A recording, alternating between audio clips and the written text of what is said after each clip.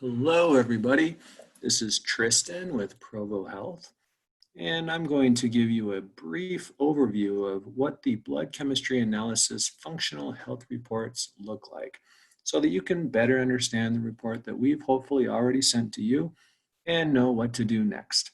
So, hopefully you've got your report. If not, let us know so we can get it to you. And once you do have it, hopefully the front page of your report looks like this, except it has your name right here over that black box. If it doesn't and it has someone else's name, please let us know as soon as possible and we'll get that fixed for you. Now, once you're sure you have the right report, you can go to the next page, which just tells you what's in the report. And then there's an introduction. Now, the first page after the introduction is kind of our notes to you. You may or may not see anything on this page, but definitely check it out to make sure there's nothing there. And then there's a description of what the blood chemistry analysis is and what's in the report, which is basically what we're doing here today. So part 2 is the actual assessment. This is the report's overview of all of the results from your labs. It's going to tell us a bit about what it saw, what it thinks is important, what it thinks you need to pay attention to. And it does so starting with the functional body systems. Now, these are the 13 functional systems in your body, and this can give us an idea of how well those systems are functioning. So what it has done is it's listed off each of these systems along the left-hand column here. And then next to each system, it's given us a percentage. That percentage is what the report calls the probability of dysfunction. What that means is how likely is it that we need to take a closer look at this particular system. So in this case of sex hormone function, there's an 80% chance that something is not quite right.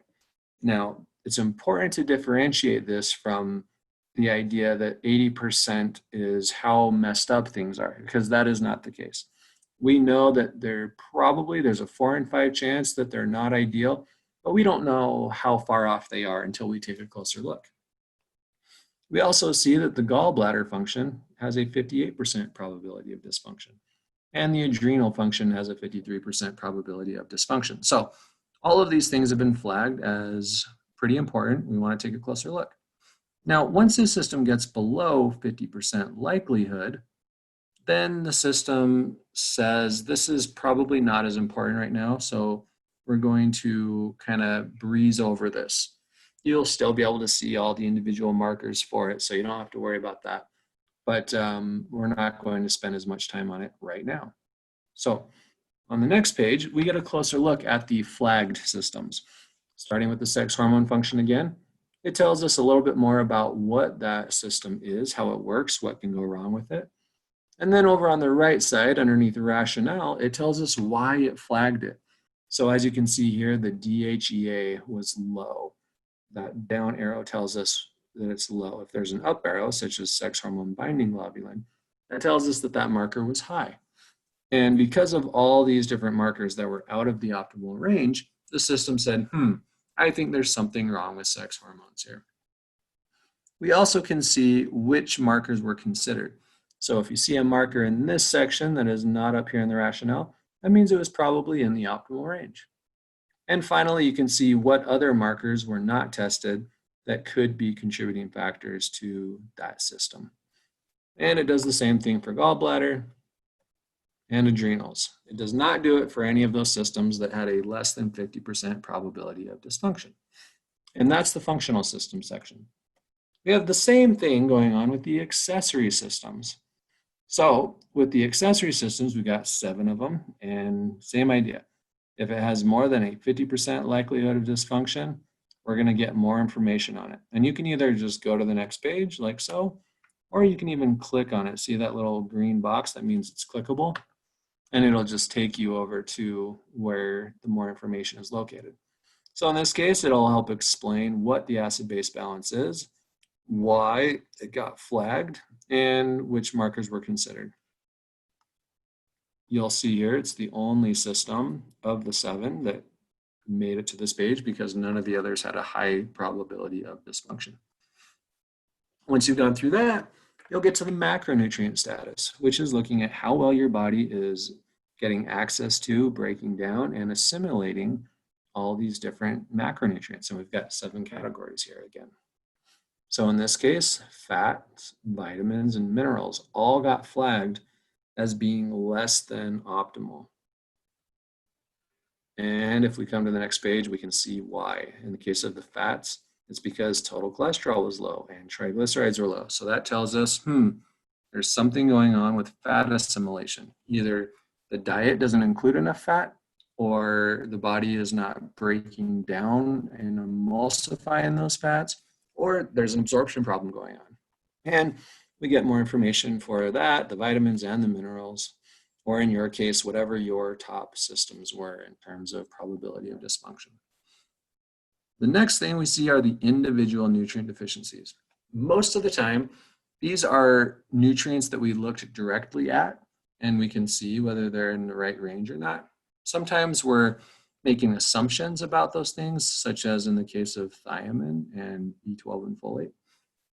But same concept, if there's a greater than 50% probability of dysfunction, then there's going to be a flag, and we can learn more about what might be going on there. So in the case of vitamin D, it directly looked at it and said, you know what, those levels are lower than optimal. We want to bring them up. In the case of zinc, we didn't look directly at zinc. You can, but we don't typically, because we have a nice stand-in, which is this ALK phos marker. And in this case, it came back lower than optimal. So we're assuming based on that we need more zinc. You can, of course, verify that with a taste test, but we can make a pretty good assumption just based on that marker. And so on for all these other markers. And that takes us through the report's summary of what might be going on, kind of the overview. But we still can look at all the individual markers to get a closer look at what's happening. And of course, this is very helpful to share with your healthcare providers or other people that can help you understand what's going on.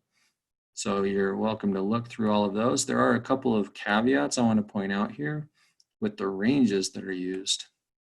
Specifically, the cholesterol. The optimal range, according to the report, is 160 to 180.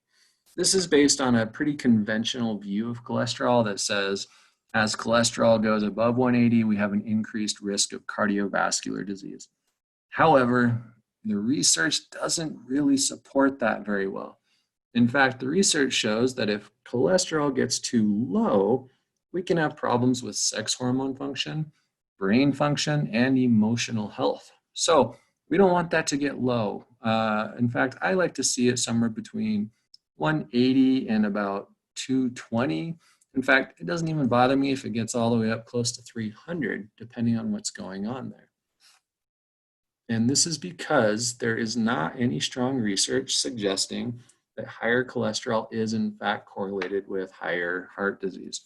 In fact, the markers that do actually have a factor to play are triglycerides, which we like to be lower, and HDL cholesterol, which we like to be higher. And most importantly of all, the ratio of triglycerides to HDL. We want it to be basically as low as possible, definitely under 2, but ideally even under 1. So in this individual's case, we're looking pretty good. We've got a nice ratio going on there.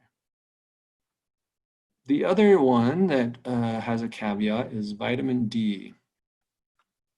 In this case, vitamin D is 32.4.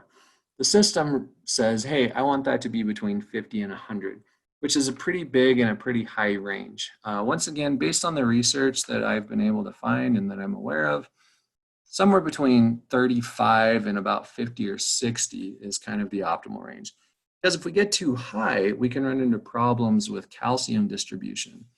And we don't want that. So I like somewhere between 35 and about 60. Either way, this individual could stand to increase their vitamin D a bit. Otherwise, the system is pretty reliable and you can trust the ranges that it gives. So that's all those. Now, we're going to have a bunch of other ways of looking at the same exact information. So you're welcome to look through that if you like, but it won't provide anything new. If you've done multiple tests and we have them in our system, then it is nice to be able to see a comparison that'll show you trends and help you understand whether you're going in the right direction or not. And then we have this very helpful section, which is the out of optimal range section. all of your markers that were out of range, for instance, bone creatinine ratio, we saw earlier on that, oh yeah, that's way too high. So we can click here and see more about what that means, what might be going on there. And as you may have noticed, if you click on it, you can kind of jump back and forth, which helps it go a little bit faster. But it'll have it for everything that was out of range, either low or high. And that can help you understand things a lot better. And then finally, you'll get the health improvement plan, which is, once again, the systems, the algorithms idea of what's most important, what needs to be prioritized. Keeping in mind that this is an algorithm, not based on any human decision making. We're going to send you our own recommendations and priorities, and those are going to be much more personalized based on your symptoms, your history, and all of that. But you're still welcome to look through it and see what kinds of suggestions the system made. But that basically takes us through everything. So hopefully now you have a much better idea of what these reports are about and how to understand your own report. Thank you, and we will talk to you soon.